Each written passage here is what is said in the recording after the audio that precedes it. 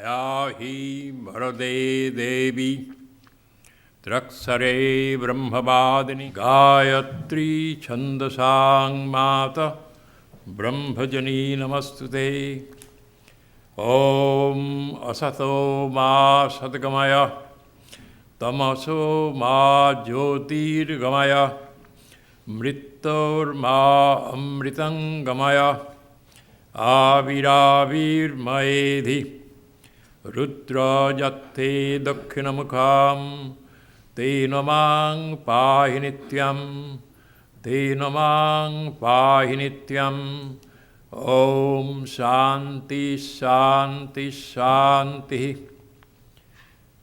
O Divine Mother of the Universe, reveal Thyself in our hearts and in our midst.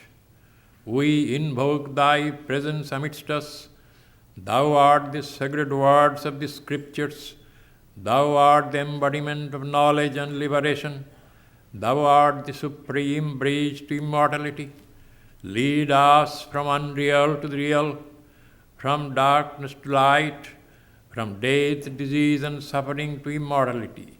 Manifest Thyself in us through and through, and protect us with Thy compassionate face.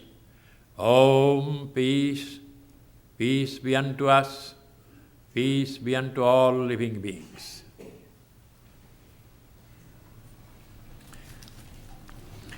Buddha is the name of one from whom began Buddhism. He was born as 500 BC, before the birth of Christ, in northern India, approximately 100 miles from the city of Benares, and lived for about 80 years. Toward the end of his life, when the entire India had become electric with his message, reverberating in every corner, Buddha stood before the contemporary society as an enigma. At one time, 75% of India's population became Buddhists, or more.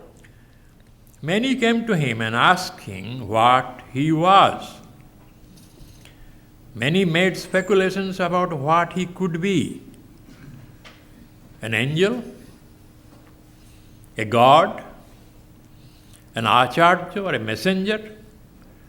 A divine messiah? Or a God-man?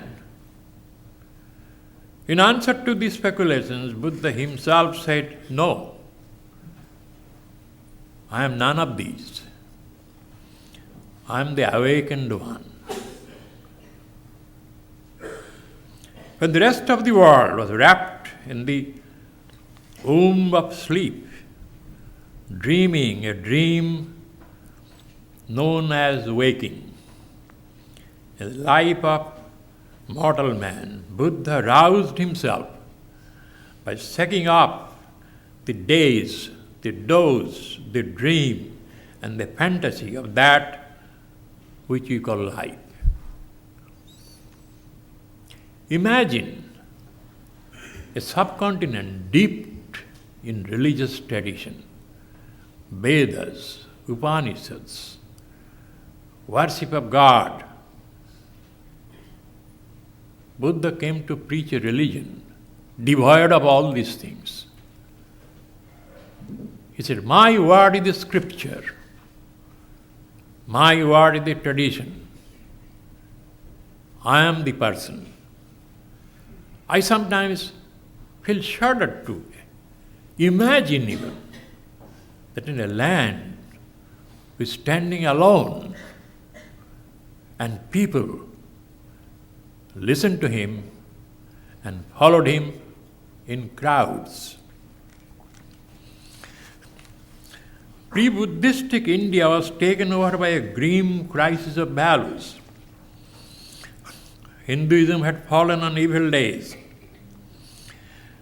Direct personal experience of truth, which is the life breath of a spiritual tradition, was forgotten and gave way to sterile philosophy, heartless ritual, empty legends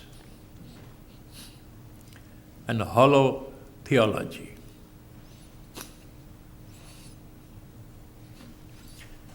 Philosophy filled the country.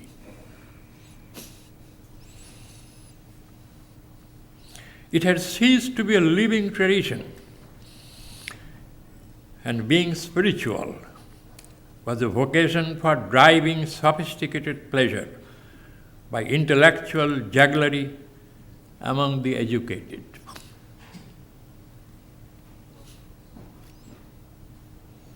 Whether the sun moves around the earth or the earth moves around the sun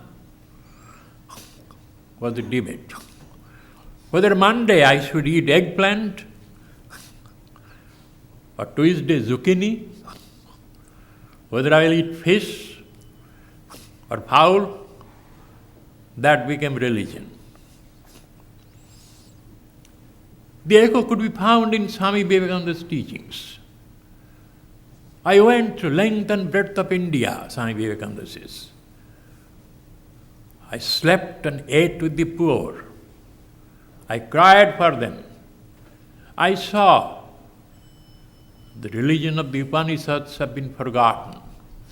People are worshipping local superstition in the name of Hinduism.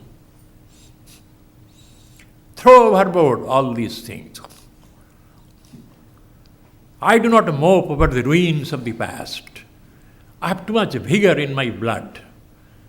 I want to hear new things.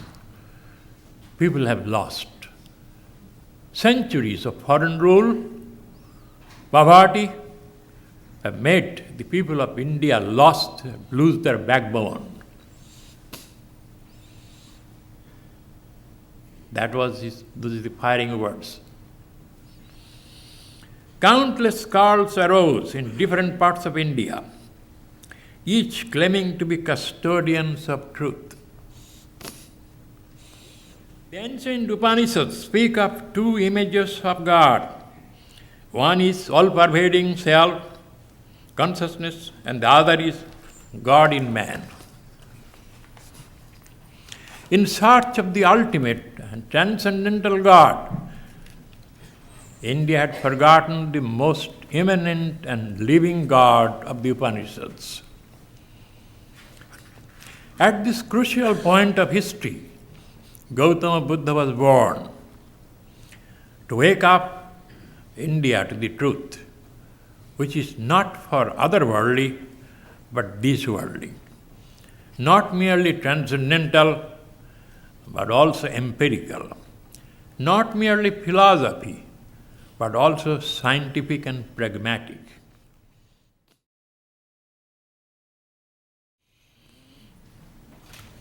Life of Buddha is encased in many loving legends. About 560 BC, approximately 100 miles from Benares, in the Himalayan kingdom called Kapilavastu, Buddha was born. His full name was Siddhartha Gautama. Gautama had everything in life: handsome appearance, inspiring trust, gift of beauty, stately personality, immense wealth, royal parentage, beautiful wife, majestic as a queen of heaven, and a handsome son, and his father's throne. When he was 16 years old, he was married to a neighboring princess named Jasodhara, who bore him a son whom they called Rahul. Yet, despite the endowments of these worldly gifts, Gautama, in his 20s, broke away from the world, in search of which nobody could comprehend. The background of his discontent is associated with a legend. When Siddhartha born, his father, in keeping with the local custom, invited scholars and astrologers to predict the destiny of the child. Even now it is done, birth chart. The astrologers told the king that if the child remained in the world, he would unify India. There was no India at that time. Indo-Gangetic Valley scattered, divided by hundreds and states, and each squabbling with each other.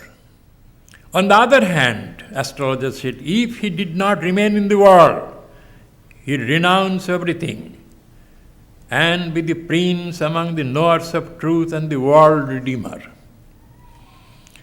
The astrologer further forewarned that if the child, when he grew to maturity, ever came across a suffering human being, that would be the end of his worldly career, and his mind would be desperately in search for solace to suffering humanity.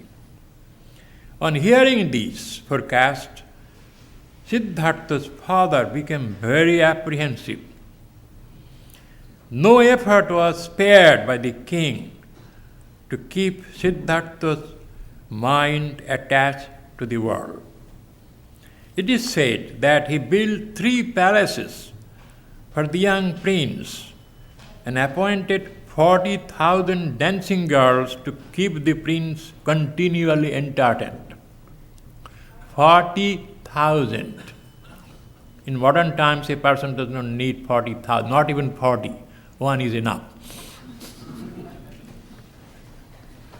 Strict plainclothesmen's proclamations were issued that no ugliness intruded into the courtly pleasures, that the young prince should be kept shielded from the sights of sickness, old age, disease, and death.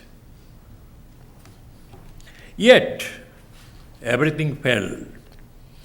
Gautama was not born to dream like the ordinary men of the world. It is said Gautama, while having a tour of the capital city for the first time, came across an old man and learned of the fact of old age. He never saw old age up to the age of 20. Every effort was made to keep the old out. He saw first old age. He inquired his driver, what is this creature? Bent, walking with a cane. His friend, the driver, said, Prince, this is the last leg of the journey of a mortal. He was horrified. On another day, he met with a body wrecked with disease and lying on the road. And the third day, for the first time in his life, he saw a dead body being carried to the cremation ground. He inquired. He said, this is the last journey of a mortal from this earth. The 3 sights aroused mighty billows in his compassionate heart. He became sorrowful to learn of the woes of man, and finally on a 4th day, he came across an ascetic, a monk having no possession, walking along the road majestically with a tranquil face. The despair and agony of his heart changed into the light of hope. One night, in his 29th year, Prince Gautama decided he will go forth into the realm of the unknown in search of eternal solace for humanity. The prince bade goodbye in silence to his palace, his retinue, his wife, son, and during the post-midnight hours began his journey toward truth and vanished into the wilderness in search of enlightenment. 6 years he moved from place to place, from teacher to teacher, from knowers of ritual to the knowers of philosophies. He practiced extreme austerities. At times he lived many days without food, or often with 6 beans a day. He was reduced to skin, bones, and was determined to sacrifice his life in search of Bodhi. But nowhere could he find that elixir of life. After searching for the Bodhi in temples, sanctuaries, in scriptures, and its incarnations, Gautama was taken over by a sense of disappointment. But he was not to give up in despair. At last the prince came to the city of Gaya, and under a Bodhi tree fell back on his own self, depending on his own inner sincerity. He sat down on his final meditation and took a terrible vow, ihasane sutsatu sariram. Let my body be dried up and disintegrate into skin and bones. I will not get up from my seat until I have attained the Bodhi. Bo tree. We had at our center a Bo tree. I don't know, probably great grandson of that tree planted. I went to see the place. That night, as his successive watches passed, veil after veil of Buddha's mind began to be dispelled. And when the last watch came, out of the Prince Gautama emerged the Buddha of history,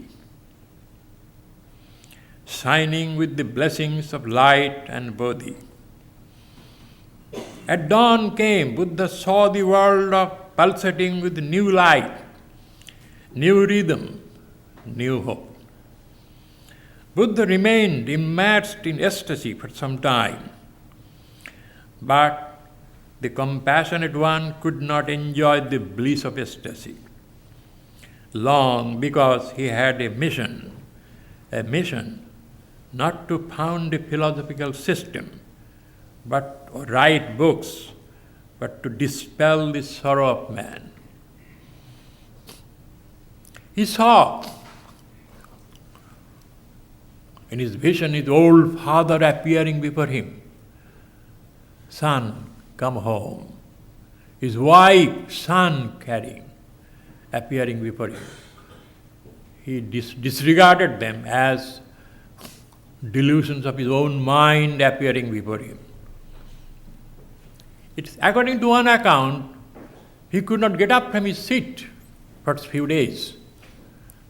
Immersed.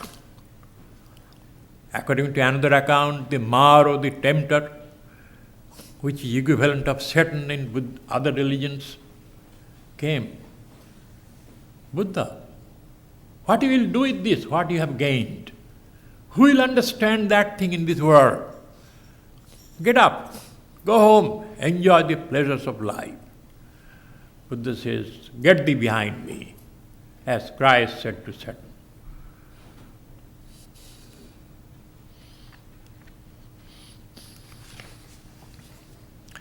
Buddha arose from his seat and proceeded toward the Benares, toward where he burst forth with his message of life. He lived up to the age of 80, walking along the byways and highways of Indian villages for 45 years, until his hair was white and his body infirm, preaching the ego-shattering message of Nirvana.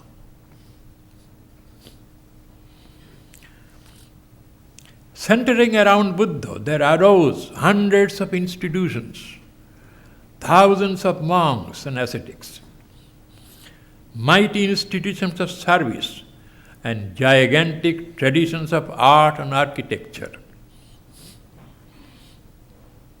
His message spread to the whole of Asia, part of Asia Minor, part of Russia, Mongolia, and other areas.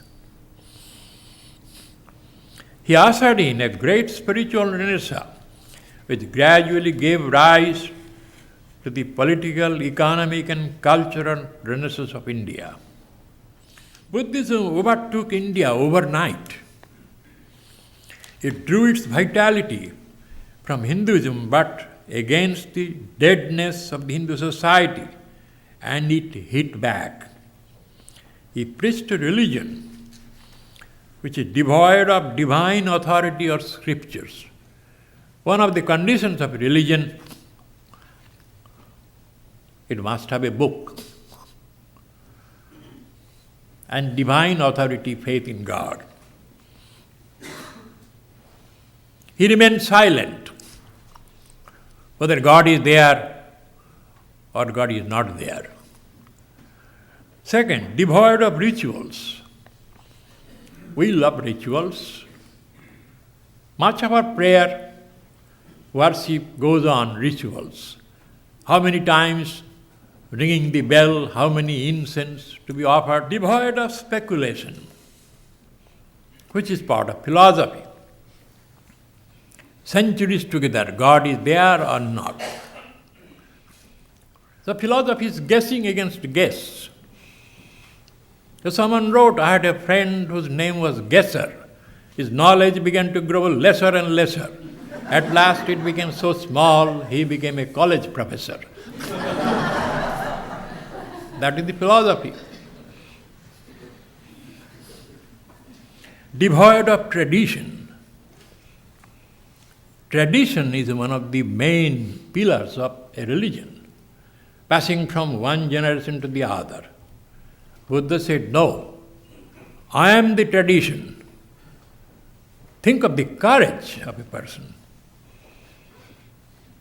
Devoid of God's sovereignty and supernatural. It's a hard sell in India, land of Mahabharata, Bhagavad Gita, Upanishads. You are telling no God, no supernatural. But that was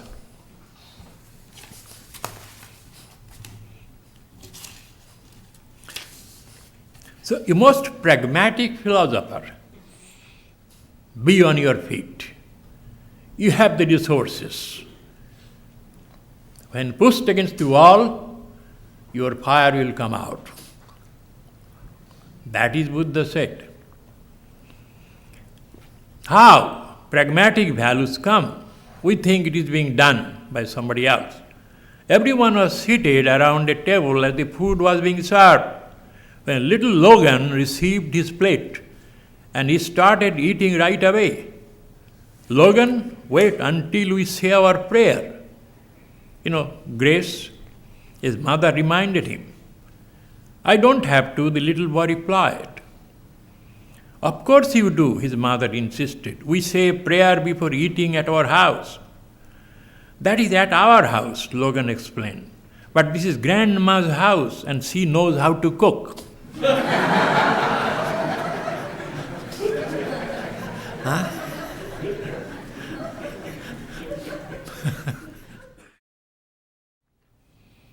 His message of Bodhi was most empirical, humanitarian. Second, profoundly pragmatic. Pragmatic means cash value of a teaching. There are two values, credit values and cash values. Credit value is, after death I go to heaven there in Brahmaloko, Shivaloko or Vishnu Loko. But what do I get here? Swami Vivekananda says, it's a crime to teach metaphysics to a person who is dying of hunger. Religion is not for the empty stomach, Sri Ramakrishna said. Before you fill up his heart, you must fill up his stomach first. We'll give you lunch. I sometimes think maybe I should have given you lunch before the service. Then you would have understood the meaning properly. End of the service, I always announce there will be lunch. At least you will hope. Otherwise you don't know. This Swami is pounding philosophy over the podium. After that he will send me home empty. No. I follow Buddha's teaching. Profoundly pragmatic, therapeutic. Therapeutic means it can be used to meet the challenges of life. Democratic. Buddha did not believe in caste system. His teaching was open to all. And psychological. If you have not read any book, any scripture, any tradition, still you have reason to follow him. Truth is that will match with your everyday experience. And scientific. It must fulfill the demands of reason. Religion demands faith. But Buddha said faith must be scrutinized by reason. Negatively. Otherwise, you will be in the wilderness of doubt. Person who does not know the difference between a weed and a flower plant cannot create a garden. A person who does not know false from the truth cannot recognize truth. Gist of his teaching, he was like a physician who, when he sees a patient, makes diagnosis, prognosis, and prescription. Buddha was a great physician of the ailing world, made a diagnosis that it is sickness. Prognosis, it is curable, and suggested a treatment. His subject was the Four Noble Truths. The first truth was that there is suffering, and it is real.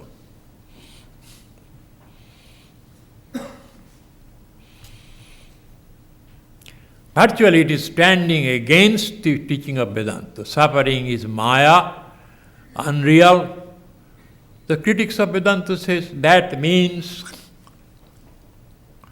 an unreal man, because man is only essentially soul, unreal man, suffering from unreal sufferings,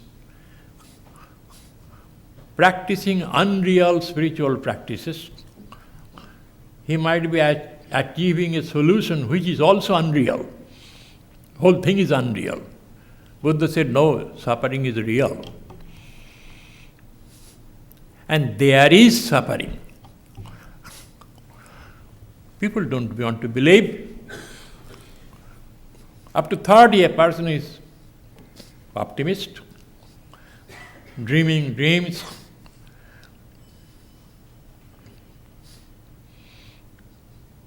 They think person is immortal. By the time you reach 60, 50, you begin to have doubt about your immortality. Dreams begin to get flattened. Dreams, much of the life is, 90% of the life is dream, fantasy.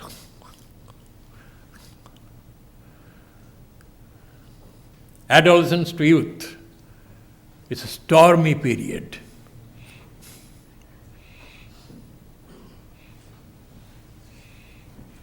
They want to do the impossible, attain the unattainable. I said, wait a little.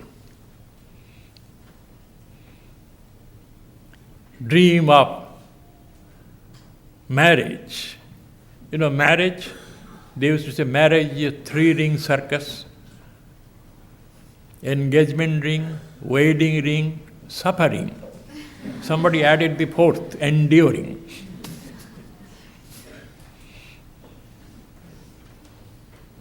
By the time you reach 60, old age setting in. begin to hear the drum beats of end coming, you get panicky. Nobody told the fellow that your life is not just adolescence and youth. Nobody told him that there is a dreary, dark realities are coming in the foreground. You have no insurance against it. Buddha said, take the life as a whole. Prepare beforehand. Every problem has a solution. Because problem and solution, they always go together. Disease and medicine, they go together. If it's, well, there are many diseases, we have not found any medicine. Wait a little. Nature will never create a problem for you unless nature has also created a solution. Question is finding in time. But one solution becomes the another problem. Then you find out another solution. This is life. People enjoy a problem. Who says people enjoy peace? You are buying problem, you are marrying a problem, you are divorcing a problem. So problem is the nice enjoyment.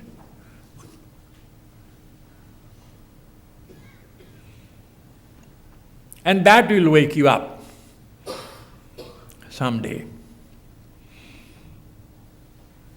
So Buddha said, this is. The poet may say, tell me not in mournful numbers, life is but an empty dream.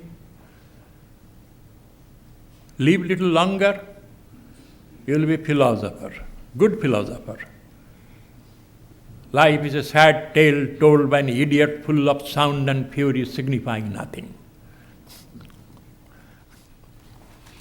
Second noble truth speaks of the cause of suffering, life's dislocation due to tanha or craving.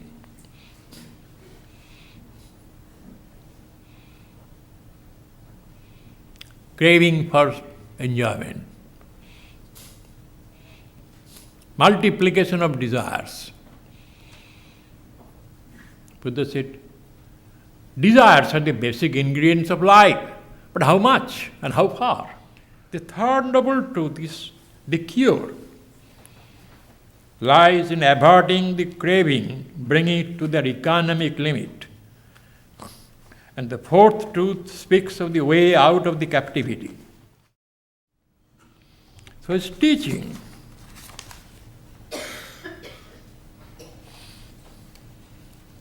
It may be summarized, stop, face, know, feel, and be.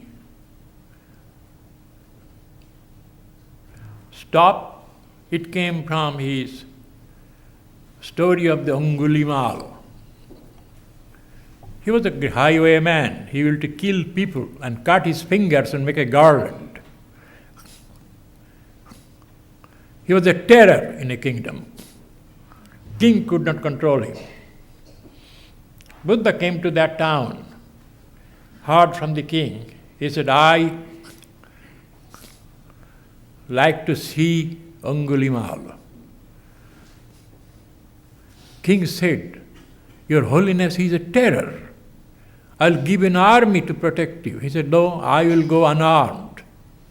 He needs me.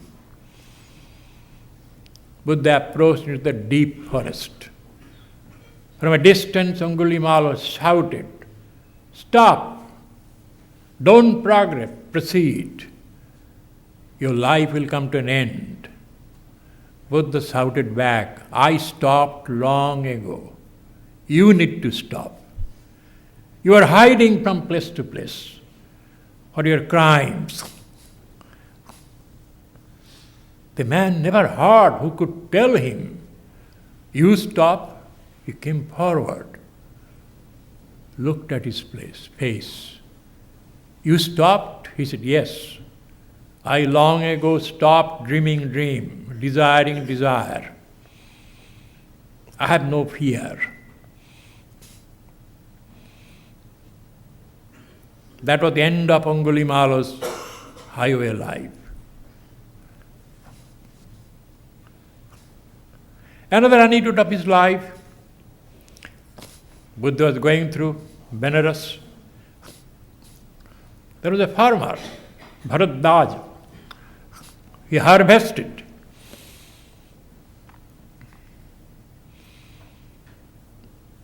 But heavy rain came. Buddha was all wet. He came to take a little shelter at the house of Bharadwaj. But Bharadwaj closed his door, heavy downpour, thunder. Through the window he saw a yellow-robed monk.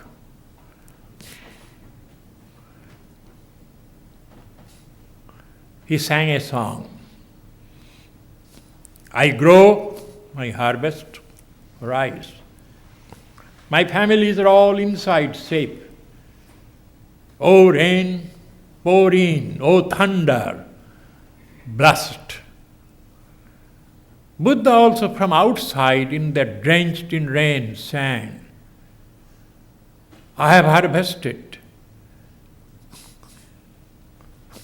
my crops. I am safe. I am happy. O rain, pour in. O clouds, gather in. Thunder, blast. Bharadwaj got intrigued. To the window he said, you are a farmer? He said, yes. What is your land? What is your harvest? What are your bullocks? In my land, in the peace of my mind. My harvest is the wisdom of life. My bullocks are my self-exertion and self-control. I am happy. I have collected tremendous amount of harvest. He never heard these things. He opened the door, asked Buddha to come in. That was the end of his worldly aspiration that day. Be your own self. Buddha's last message. Buddha's teaching is that of moderation, a combination of cool head and warm heart. Cool head means cool thinking. The two are inversely related. Generally, when the heart gets cold, head gets warm. You will know that. This is called hot-headed. It begins with the individual and ends with the individual. It's a protest against the propertyism, miracle mongering, occultism, trickery, and escapism. Buddha's nirvana is a harvest which is reaped by those who do the plowing. He focuses our attention on the essential teaching of the Upanishads and the Bhagavad Gita. His is a religion of man-making, character-building, life-facing, and it is neither forward-moving nor backward-going, but stopping. It begins with pessimism, but ends with optimism. It is a religion not of talking or thinking, but of doing. Buddha's nirvana is a salvation, not so much for the soul of the body, but from truth, from the falsehood to truth. True wakeful state from pseudo-wakefulness, from false light to true light. For 400 years, Buddhism remained as the religion of the few until Ashoka the emperor embraced Buddhism. But 400 years it lived as a sect. So is Christianity, for 300 years an unknown sect. Like all other great teachers, Buddha's message was received not by the sophisticated and the elite, but by the simple-minded and unsophisticated. Unlike Christianity and Judaism, Buddhism proved to be life-saving for Hinduism. Later, Hindu society absorbed Buddhism into itself. Although it could not take Buddha's radical religion, Hindu society accepted Buddha as the man, the awakened one. Buddha became regarded by the Hindus as one of the incarnations of Vishnu. India received Buddha but rejected Buddhism.